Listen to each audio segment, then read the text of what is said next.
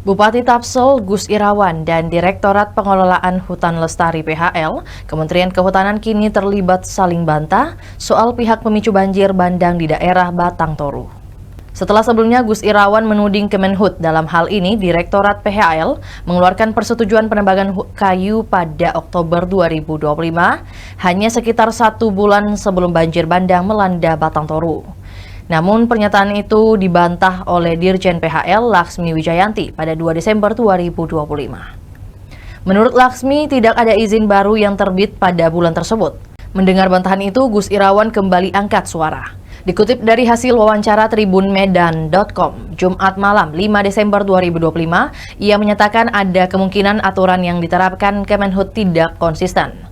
Gus Irawan lalu memaparkan 2 poin yang dianggapnya tidak sesuai dari pernyataan Dirjen PHL. Poin pertama berhubungan dengan Sistem Informasi Penatausahaan Hasil Hutan atau SIPU bagi pemegang hak atas tanah atau PHAT, bukan sistem perizinan.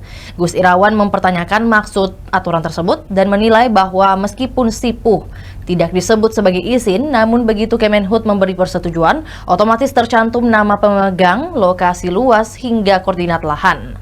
Sehingga menurutnya SIPU pada praktiknya sama dengan pemberian karcis yang memungkinkan perusahaan menebang pohon sekalipun tidak memakai istilah izin.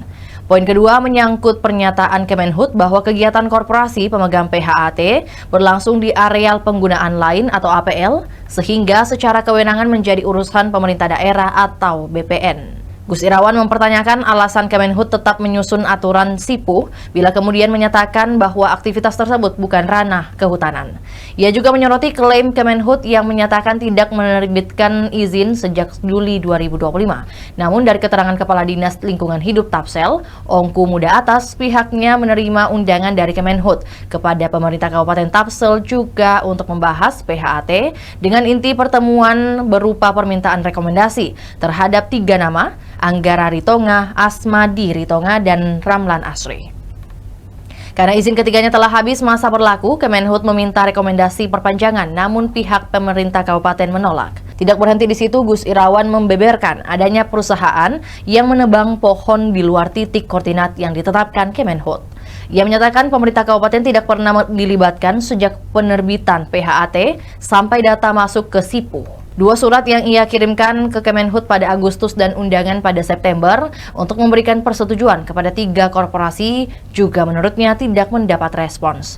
Ia menilai pernyataan Dirjen PHL bertolak belakang karena ketika Kemenhut memberikan persetujuan, kegiatan penebangan tetap bisa dilakukan meski tidak disebut izin. Itulah tadi berita hot news kita pada hari ini. Saksikan berita hot news lainnya hanya di kanal YouTube dan Facebook Tribun Timur. Download Tribun X sekarang. Menghadirkan lokal menjadi Indonesia.